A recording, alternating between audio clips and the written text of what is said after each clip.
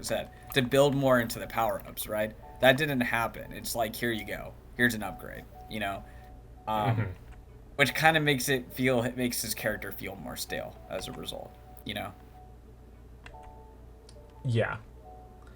And yeah, and then I also think, all right, I've made my anger about this known numerous occasions.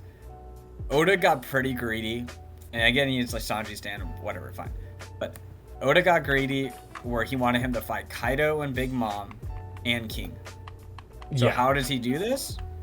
The magical bullshit pill that did nothing to him. And we even see in Egghead Island, it's done nothing to him. Yeah, I feel that is the biggest... I think that is probably Oda's worst writing decision ever. Yep. In terms of the whole series. Just because... again, like you said, there's like no consequences to it really. Like he just kind of sleeps it off. Compare that to like, cause it said like, oh, he broke every bone in his body basically, and he used up all his energy to wound Kaido. I mean, compare that to Thriller Bark, where he was struggling with taking all of Luffy's pain for like, I don't know how long Sabaody was after that, but at multiple days after that. And he was completely like, he couldn't stand.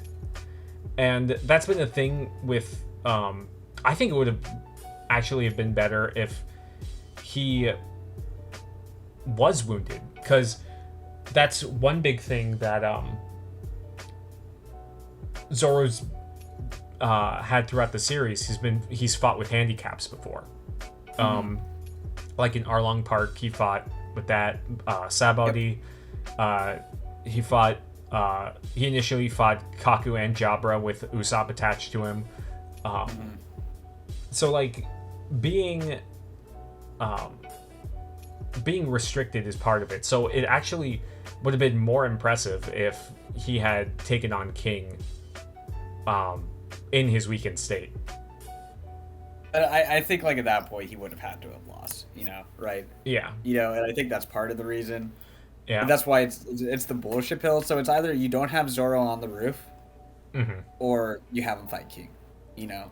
And that's where Oda got greedy and introduced like one of the most heinous plot devices I've ever seen, you know, in the series, you know. Yeah. Or have it be like a true tag team between him and Sanji versus King and Queen.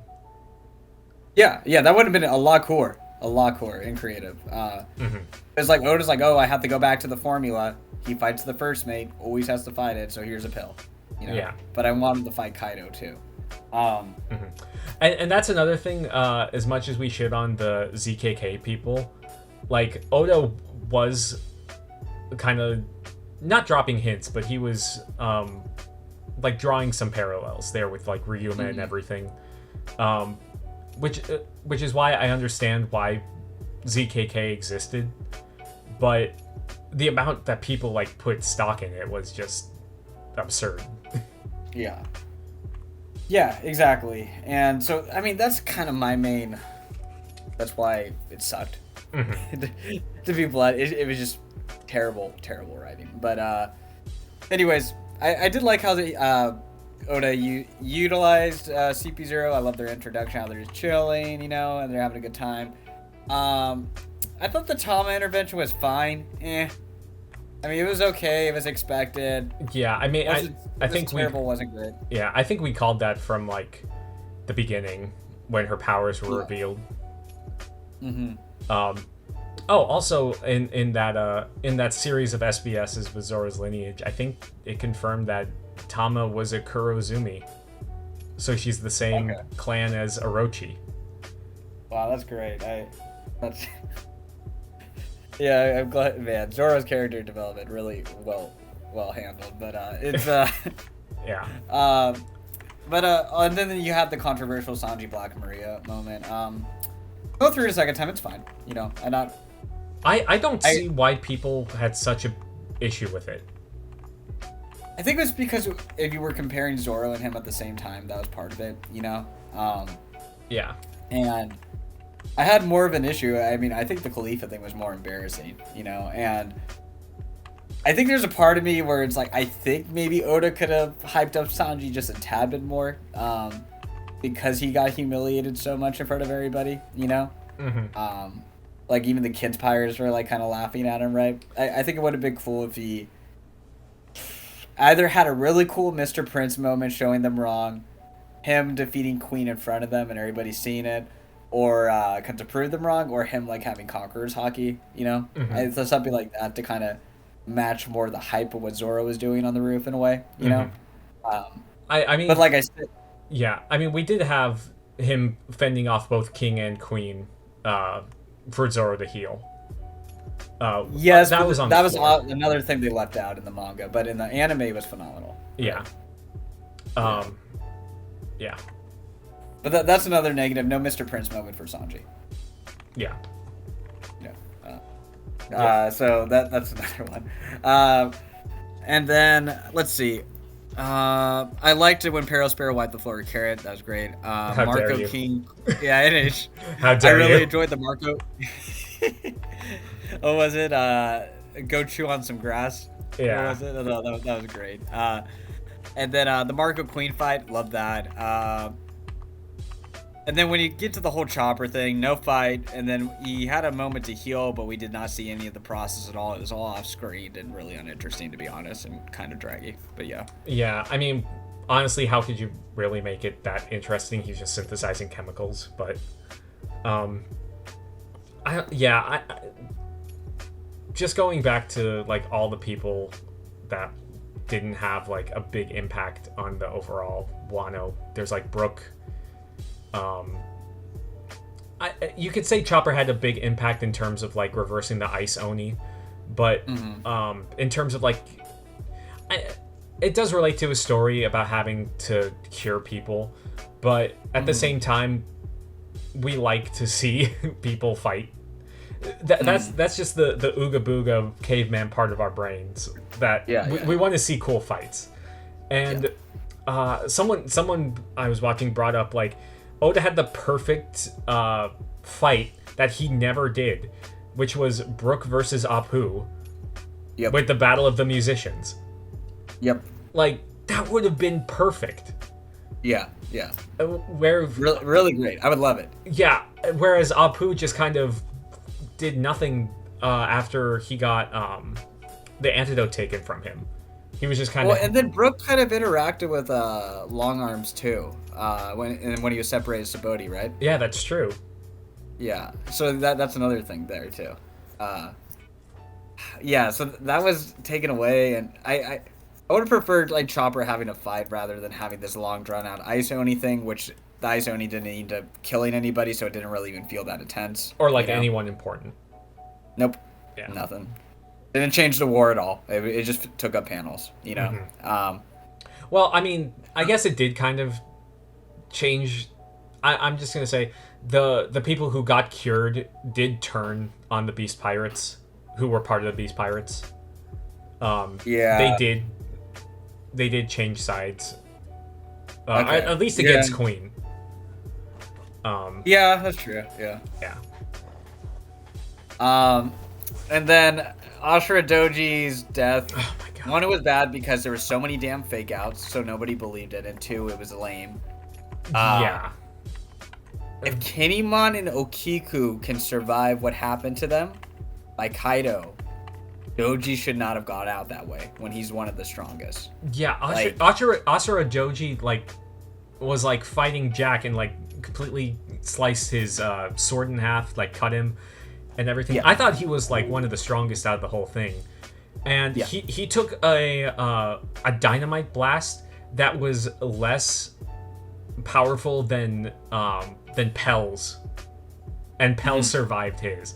And Pell is like, he's not even close to like samurai level. Yeah, and that could have been an opportunity for Kaido to actually get a kill, or I don't know, King to get a kill, or Queen to get a kill, right? Yeah. Nothing. No, you know, and I appreciate the death, just don't appreciate the way it went out. And I didn't believe it at the time, so I didn't care when he died. Yeah. It wasn't sad at all. Yeah, we talked about this in our weekly stuff too, where we just didn't. We're like, oh, Ashura Doji's dead. Oh, Izo's dead. Like, there was no real like chance to mourn, and I think, like you said, it's because of Oda's fake out deaths that we didn't have anything, especially with Izo, because he just, you see him like exchange blows with one of the CP0 guys, and it's like there's no real wrap up to his character at all. Yeah. Totally. And yeah, so that was just kind of going, recovering up with Root Piece and everything. I did like how Kid knocked off Big Mom. I thought it was dope and creative and different, strategic for him. I liked that a lot. I loved Luffy's hockey sandals. That was dope. Yeah, I was gonna say, what do you think about the whole Conqueror's hockey, like the coding? How do you feel about that? Because I have some thoughts. I liked it, and it seemed like a fitting progression from Oda's, structure. Yeah. Yeah, but at the same time, do you think that it, like, doesn't matter? Like, armament doesn't really matter anymore because of Conquerors, or? I guess armaments for like defense too, and this is more attacking, but I don't know. It just seemed kind of redundant because you had, like, Luffy's whole training with the Ryolo thing, like impacting the insides, and I feel like that's not really as emphasized as Oda was playing it up to be. Like, we don't see like Kaido say like, oh, they're attacking my insides or whatever. Yeah. But yeah, it just, I don't know. It just feels kind of redundant. If it was like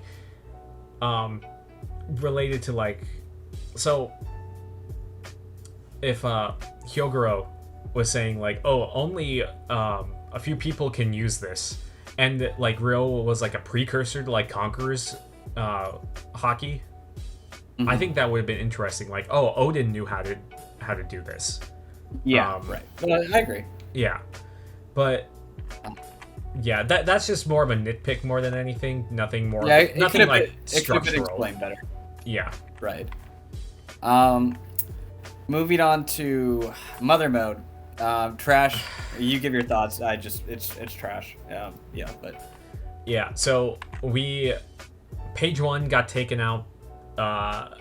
With that, I think it would have been so cool if, again, like, you're setting up Ulti and page 1 to be fighting Nami and Usopp, and I think that would have been cool, like, to have two of the weakest people fight against these like big dinosaurs, but they just run away the whole time.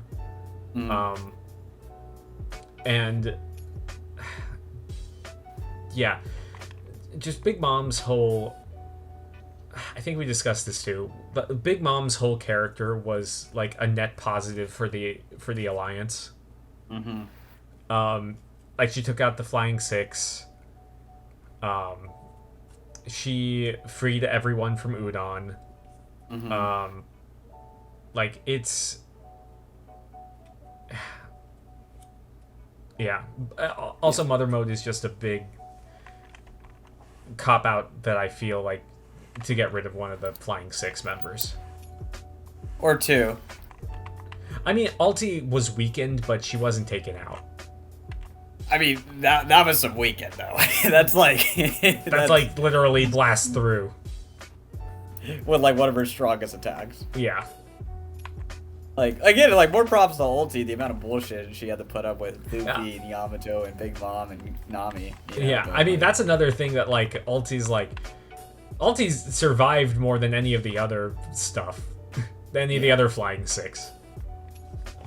Yeah, so no, I agree with, like, everything you just said there. One thing I think would have been cool if it was Nami, Usopp, Beppo, Sachi, and maybe one of the kid pirates fighting those two. Mm-hmm. You know, so more believable, and also you get some characterization for those crew members. So you think that like Beppo and like those guys are on the Usopp and Nami level? Not necessarily, but it would be believable if they won, and it would give them a moment to shine and not take away from everybody else's moments, you know. Mm-hmm. I think you see Beppo and Usopp fight side by side would be hilarious too. Yeah. You know, and the kid pirates, I mean, shit, they didn't get anything. I mean, They got Killer versus Hawkins, but you know, yeah, you know, we'll leave that there. Let's see. Yeah, I like the Nami Zeus dynamic though. That was good. And also, no, when Kid brought down Big Mom to save Usopp and Nami, that was actually a really high panel and really funny. You know, when they're cheering Captain Kid. yeah. That was awesome. Mm-hmm. And then I loved Luffy getting off screen in chapter 1013. It was really well done and sudden. And when Kaido's like, gum, what was it again? Yeah. That was, loved it. Beast mode. Really good. Mm-hmm. And then, yeah, I have notes. Kiku should be dead. Kinemon should be dead. Yeah. Insane. Yeah, this is that whole part of the thing. Also, yeah, it's a lot of going back and forth, up and down with Kaido to like the roof and everything. Yeah. Yeah. Kanjuro. Not that I. Is it fair to say that I hate Kanjuro? Maybe. I feel like he didn't. Yeah, Kiku and Kinemon definitely shouldn't have survived. And I think a lot of people have agreed on that. Yeah. Like, he took a conqueror's club to the head. And stabbed with a samurai sword. Yeah. I mean, he was already in bad condition before. Exactly. Yeah, so... but anyway, Sanji attacking Queen while holding Zoro in his cross bandages was phenomenal. Loved it. Really good. And I liked how Sanji was telling Chopper not to lose faith because of all the miracles they've seen before. That was really cool. Like that characterization. Let's see. There was one thing I kind of think that was dropped too. 1019 Queen's tag mentioned by Sanji that Frankie would want it. I don't think they ever really followed up with that. You know? Oh yeah, unless it got off screen. Because you know. I think this was around the time that we started doing our review. No, that was toward the 1030s. But yeah. I remember us bringing that up. So it might be off screen, but at the same time, it'd be like maybe Oda was like, well, Frankie's going to Egghead, so he might get an upgrade there after this. Yeah, so, it was just kind of a weird thing, you know. Just kind of but or you could see it as like a thing with the like the crew, like, oh, Sanji's thinking of Frankie and what he wants. Yeah. So, I mean, it is a nice little moment, but it doesn't really amount to anything. Yeah. Another nice little moment I liked was the hallucinations with the Black Maria thing with Robin. I actually thought that was good and sentimental and some good characterization. Yeah. Well, they made that into a whole episode in the anime. Yeah. Okay. Not that much, but yeah. Momo sacrificed his age. That was awesome. Great character development, and that was actually really well done. Mm-hmm. Wanted more of the Parasparrow Jack fight, but I did like how it was ended with the sky splitting. I thought that was really cool.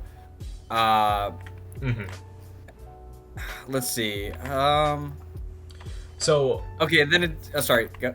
Oh, I was just gonna say, are we glossing over the actual Straw Hat fights, or are we getting Yeah, into kind those? of. I have one more thing before that. Just Okay. basically. It just seemed weird to me, the whole Navy showing up with a force to conquer, but there was no Admiral, Lucci, Seraphim, nothing. And you're gonna conquer Wano where there's 2 Yonkos and a bunch of supernovas. It seemed like a plot hole to me, you know. I don't even remember that plot hole, or what part you're exactly talking about. The Force shows up saying that they're gonna take over Wano in the event that Kaido loses. Oh yeah. We thought that wasn't Lucci on that ship? No, he was talking with Blue Scar. Yeah. Shows how much of a plot point that was. That like they didn't even I didn't even remember it.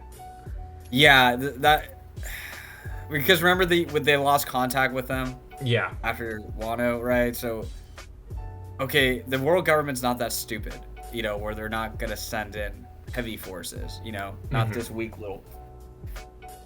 It's just bad, Sorry, Yeah. But yeah, going through the fight. Let's just go through all the fights real quick. Okay, Jinbei versus Who's Who.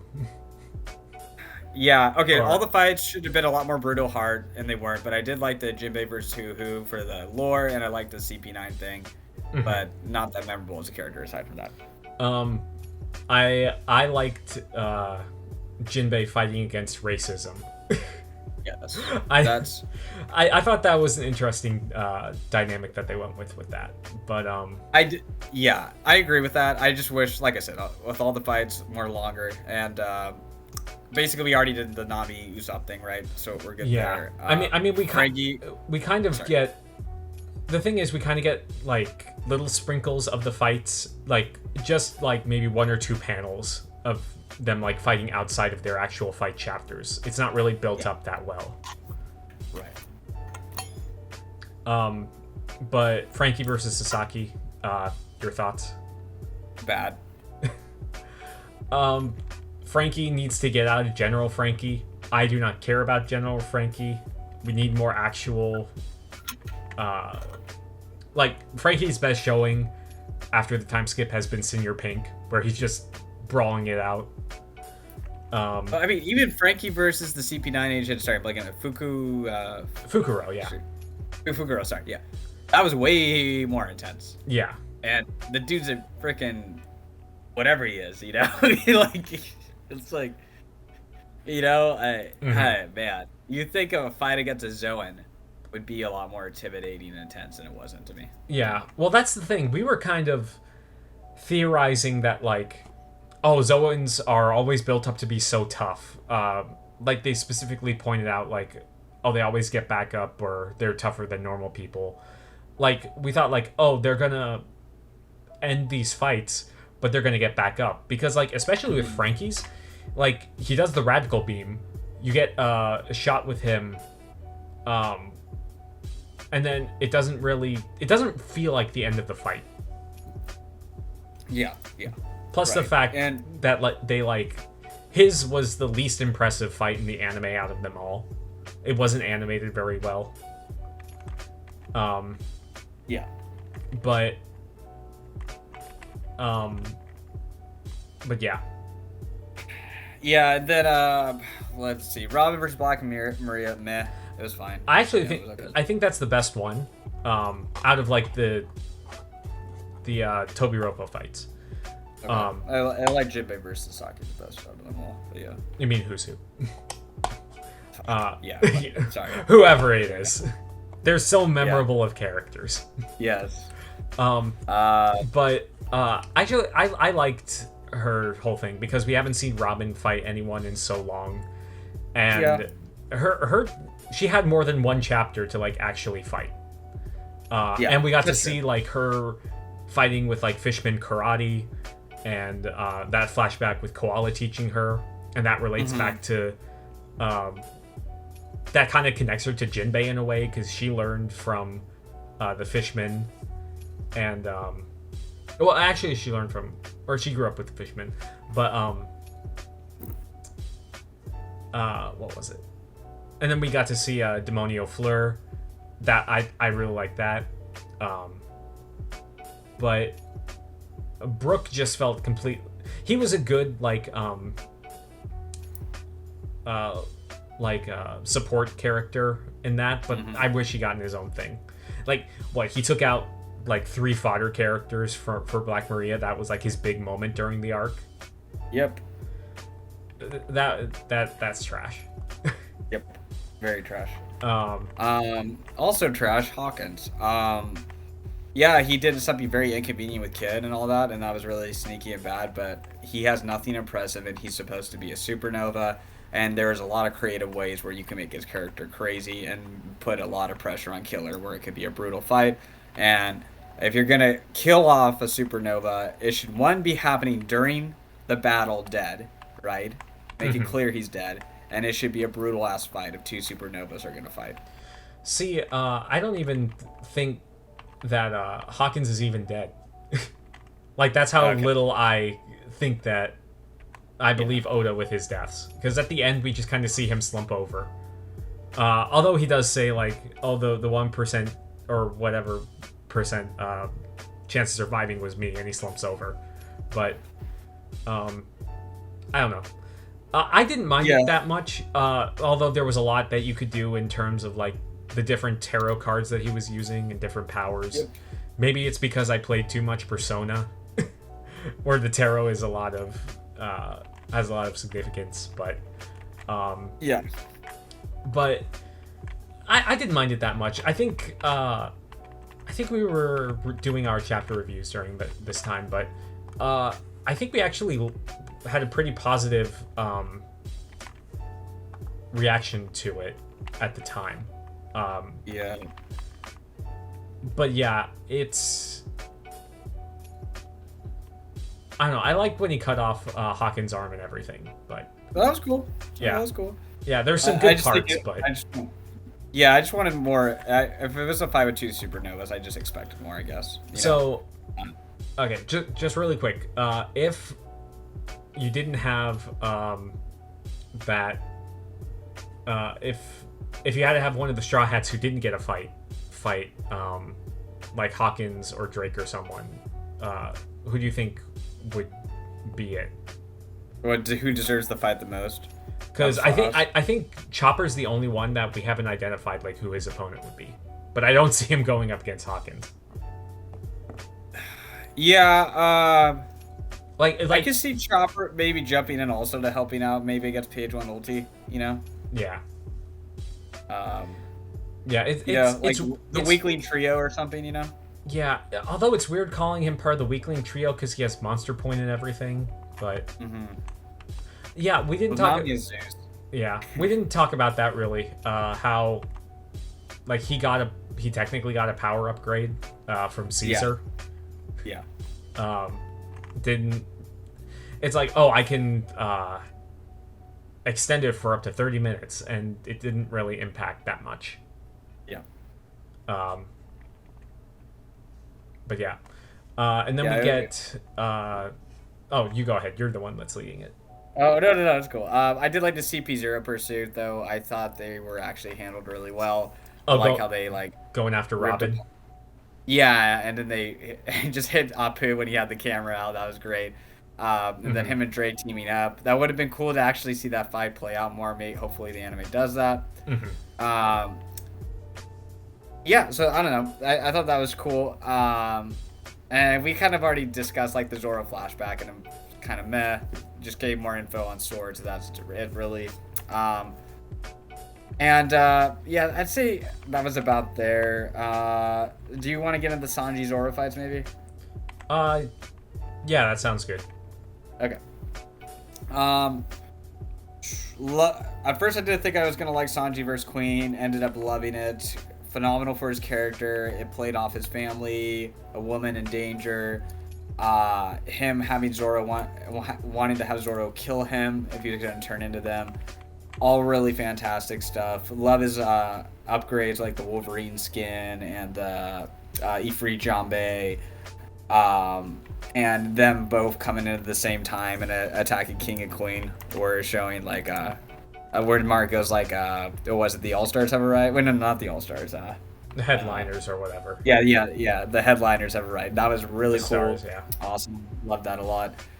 And I also really enjoyed the King fight a lot too. But I would say, like, again, the preference with Sanji is just, like, his character development is still going as the fight goes on with Queen. So it's both an increase in combat and character.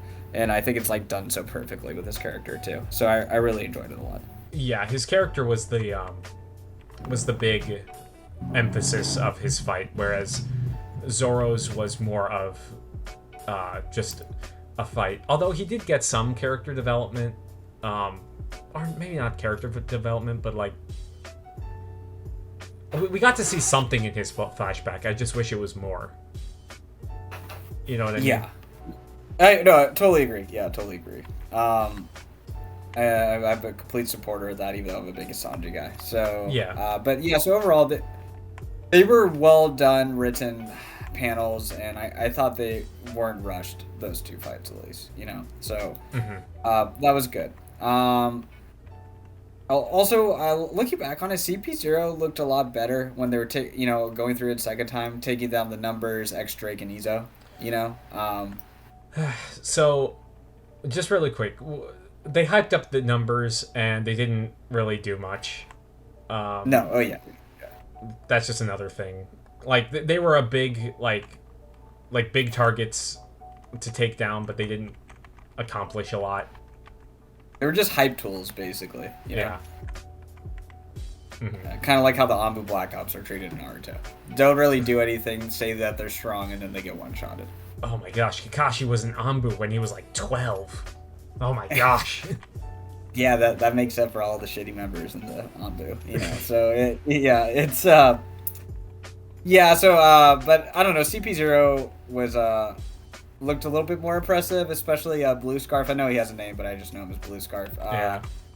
The amount of damage that guy took leading up to it was pretty impressive, and him accomplishing the great scene where he grabs Luffy and really impressive. And I honestly, that was like one of my favorite parts of Wano, actually. Yeah. Well, we kind of skipped over the part where Luffy went back up, but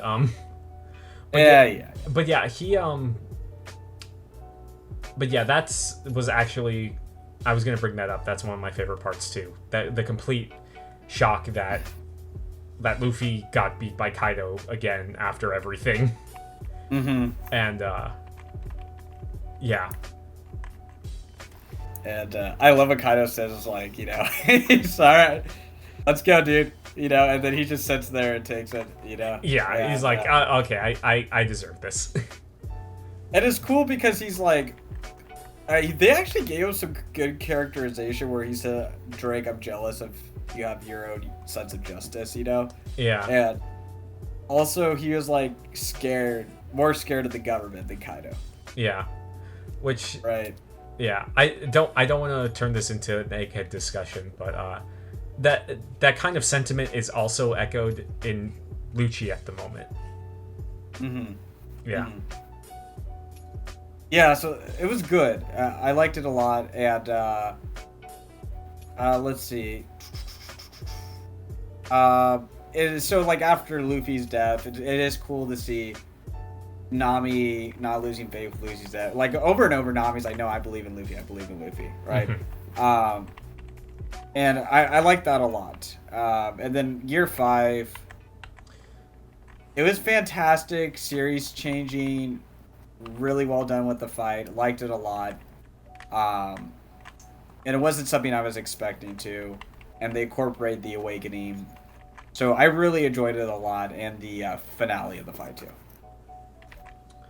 Yeah, so to be fair, you have reread Act 3 and I have not. I'm just kind of going off of memory, but I wasn't as impressed with the with like the final thing with Luffy just kind of punching Kaido and that being it.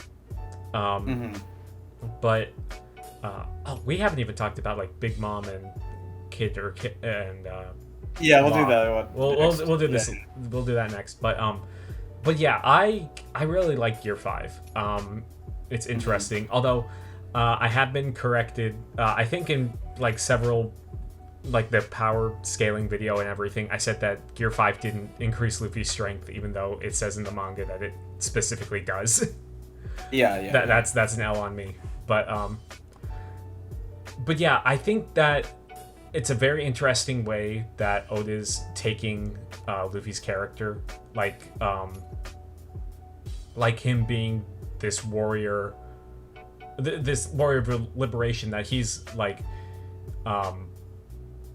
he's been throughout the series without even him knowing. So it stands to question, like, if it's an actual like part of his personality, or if it's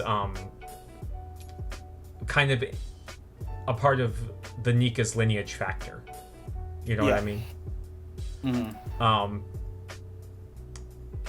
And especially with Egghead, it's kind of emphasizing that, like, devil fruits are based off of, like, your imagination and everything.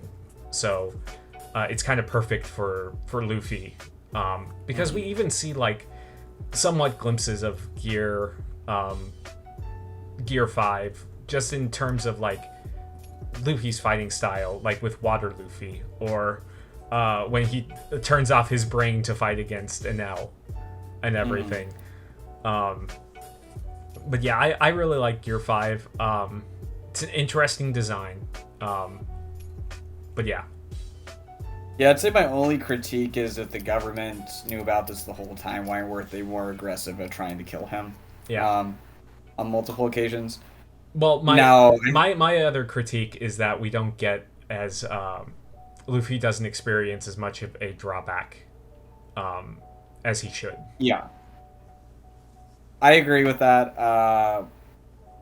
And I will say I think it is pretty interesting looking at this fight again, how Luffy took hits where he probably took damage even though he didn't show physical pain, and I think it kind of maybe brings some more context with the Luffy fight a little bit too, to be honest, because I'd say there was only one panel in this where, and it was like a really strong attack by Kaido, where you see actual blood coming out and him in pain in the whole fight. So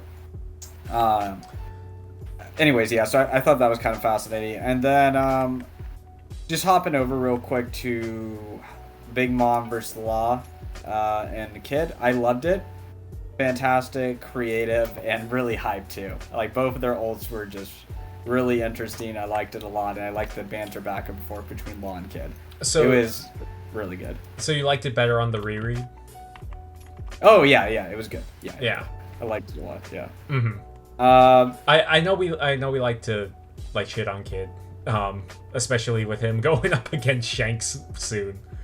But yeah, he's the only one that wasn't like complaining about stamina or anything, and he was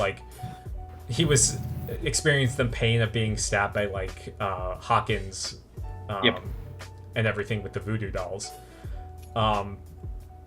But yeah, I think that's interesting. I don't think that Big Mom's out of the story yet. What about you? In rereading it.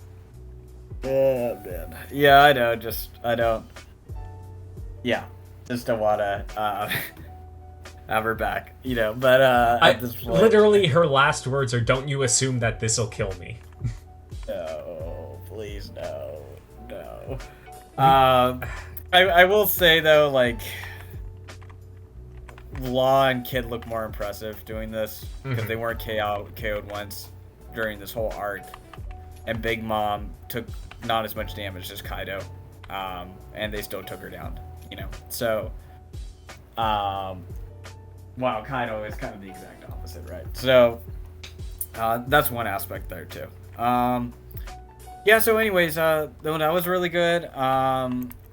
I did like the use of the balloons going up in the air for the wishes and stuff, and they also did a really good dynamic with Otama and Nami at the end too, and it was good characterization for Nami. So Nami actually has some good characterization this arc, and yeah, it was cool to see the old Momo in chapter 1051. We've kind of already discussed the whole Yamato Jinbei dynamic with the crew stuff at the end, right? And then, I guess you just want to jump to the Green Bull thing? I wanted to bring up our Lord Hokage Raizo and his. Oh yeah. His. We talked about wasted time with Yamato. I say we wasted even more time because maybe Yamato was kind of building up to something, but Raizo Oda spent like so many chapters just cutting back to him and Fukurokuju just like standing there getting absorbed by fire, or like having earlobe fights or whatever. Like just have it like in one chapter or something. Just don't. You needed a lot more editors with this stuff. Looking, it was a mess. Yeah, but I think editors were also to blame. Like, they didn't put. I don't think that they kept the right stuff in. Yeah. Compared to what they did allow in. Wait, you mean we were gonna miss out on the earlobe fight between Raizo? Yeah. What? You took that out? I can't wait for that to be animated. Yeah.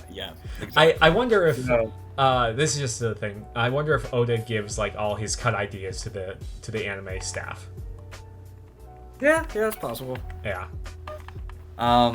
So anything else you want to discuss before we go into the Green Bull? Yes. Kaido's flashback. I see. Trash. Yeah. Okay. I mean, like, I already discussed it. Like, moving on. No.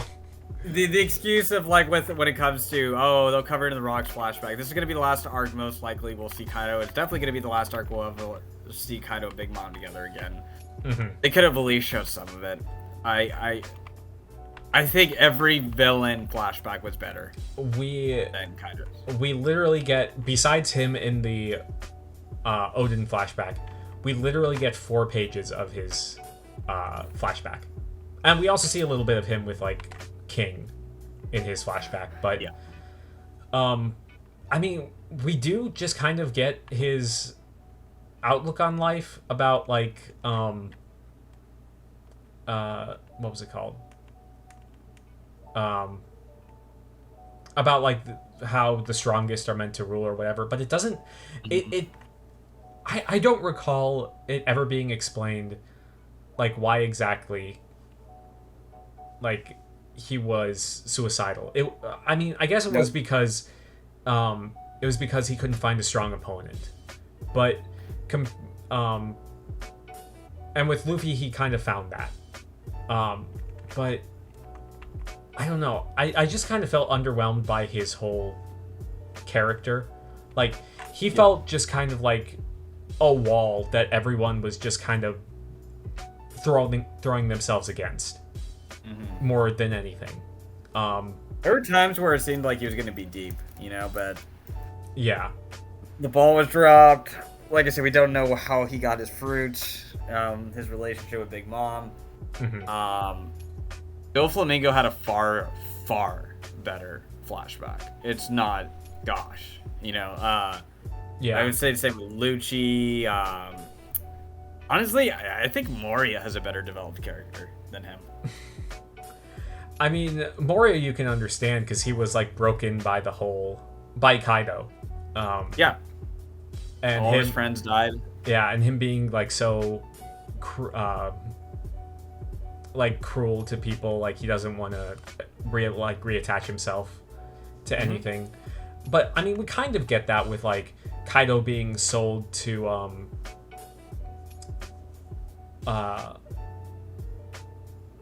like the people because he was a strong warrior. But was that ever built upon again in his character? Not really. You get like, I hate being abandoned by people. No, it's like, it's just kind of there, yeah, it's just terrible flashback. But is there any more you want to add on that, or like another different topic? What do you think? No, I'm gonna have to reread it in full, but yeah, I just don't think that it's not what we expected as the readers. Like you said, with Doflamingo, we understand how he turned out the way he was through the extensive flashbacks, but we just didn't get that. And I think just in terms of how he was defeated, it was just a big old punch leading down into lava. But I don't know. I just didn't really even feel. I did like Luffy's message to Kaido, I want to make a world where my friends can eat as much food as they want. I did like that.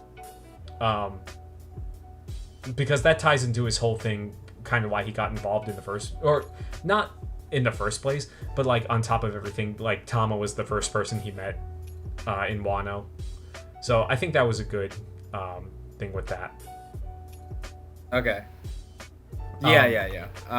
But in terms of Kaido's defeat, I didn't really feel too much, because I don't even know if Kaido's alive or not. Probably not. I would bet that Big Mom is alive more so than Kaido. But I think that's all I have to say, so we can get on to Green Bull. Green Bull, cool character, cool power. Shocking how he took out King and Queen, but I think it was kind of cheap how they just kind of brought him to hype up Shanks for one panel, and then they all take off. Oh yeah. Before that, what do you think about the Scabbards and Momo just kind of show up at the Capitol without Kinemon shows up, and it's you were literally cut in half and stabbed through. Why are you still here? Denjiro, I'm just gonna go off on a little tangent about Denjiro. Denjiro did nothing this whole raid, really. He didn't even stick with the Scabbards. He was just there with Momonosuke. He kind of appeared out of nowhere to cut off Kaido's head, or Orochi's head, and that was it. Yep. I think Denjiro was such a just ultimately was didn't live up to what we thought. Yep. I agree. The way they introduced him fighting Zoro, you're like, whoa, wow, cool, and then it's yeah, there we go, not there anymore. But just kind of going back with the Green Bull thing, I just kind of felt like it was a cheap way to hype up Shanks, to be honest, yeah, and that's the whole thing with the editors thing, because Film Red was coming out at this time, so it's oh, we need to get to the end of Wano, we got to show Shanks, and everything. So yeah, you think Shanks would have showed up for the actual war itself, not right after, just to scare off one admiral? Shanks is like Gandalf. He arrives exactly when he needs to. He's in Elbaf now. Yeah, right. So I just thought that last part I liked Green Bull. Thought it was cool. I took out King and Queen, but it just kind of felt cheap. I think they could have introduced him in a more respectable way, like they did with the other admirals.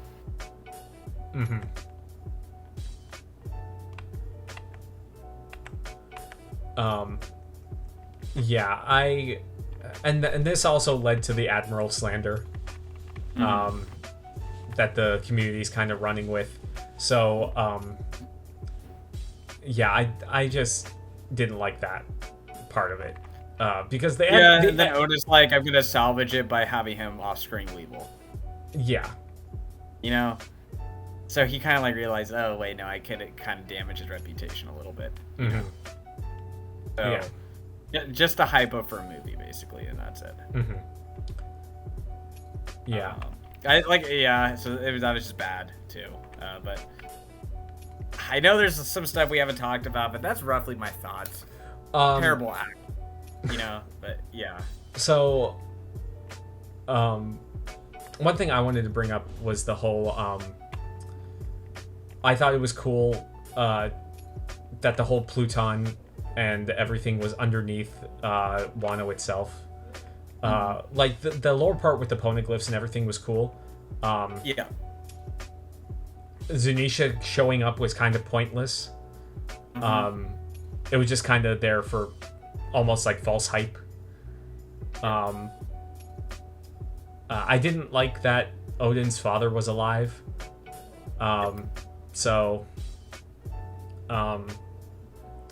But so you don't, so you dislike the whole arc the whole act then, as a whole? There were really, like, from the Sanji stuff to I did like Year 5. I love Kid a lot. Roof I like piece. how Nami, yeah, Roof Piece, Odin flashback. I don't know. It's roughly an equilibrium of the bad and the good, I'd say. Mm-hmm. I think it's like a standstill, you know? It makes the rest of the whole arc bad. Mm-hmm. Yeah. It makes Act 1 and Act 2 progressively worse. Mm-hmm. I think it looks like dog shit in comparison to Egghead Island where we're at right now. And I'm not going to ever have to be like, hey, let me reread Egghead to see if it's better. And that's not the case at all. Mm-hmm. You know? And I would say it also made Whole Cake even worse, too. Yeah. Yeah, I think that it has some of the hypest moments in the series, but it also has some of the worst writing and the worst structure. Because I feel like, not that Oda didn't have a plan, but I feel like he had a plan, but he was like, oh, let me add this. So I feel like it was almost too much, because I think Oda was saying, like, this was one of the stories that he wanted to write from, like, the beginning of One Piece or whatever. Like, this was one of his things that he looked forward to writing the most. And I can see that in terms of, like, what happened and everything. But just in terms of the overall structure of it, I felt it was very sloppy. Stuff that was set up in the first two acts weren't paid off, and certain things, how they were paid off, they weren't worth being paid off.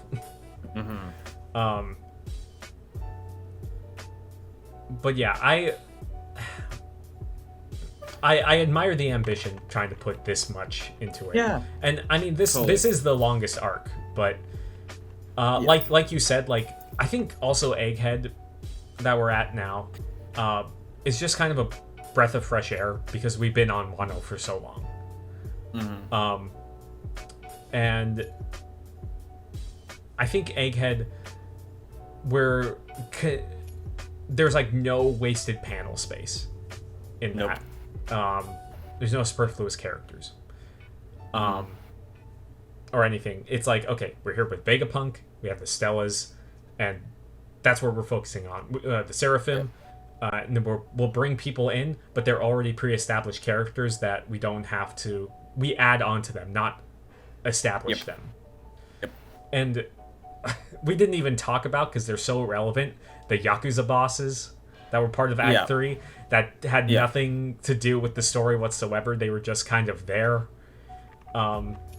They fought fodder because they are fodder, and that's it. Yeah, but I mean, I think this is just weighing the good and the bad. I think this doesn't quite crack the top 10 arcs of the series, which is a shame, because it's a big part of it, of the whole series. But yeah, I don't.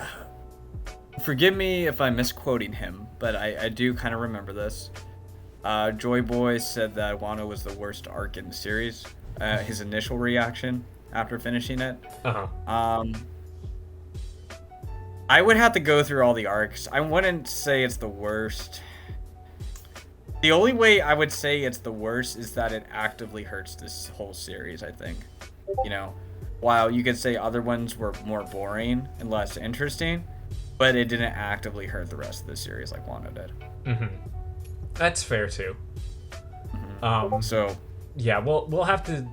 I think we should, like, when the series is over, it would be interesting to kind of go back and reread everything, see what happens, because I think, like, your big complaint about Kaido, I think a lot of not a lot of Kaido, but we'll see more of Kaido in Rox's flashback, which I know necessarily doesn't help now, but might in the future.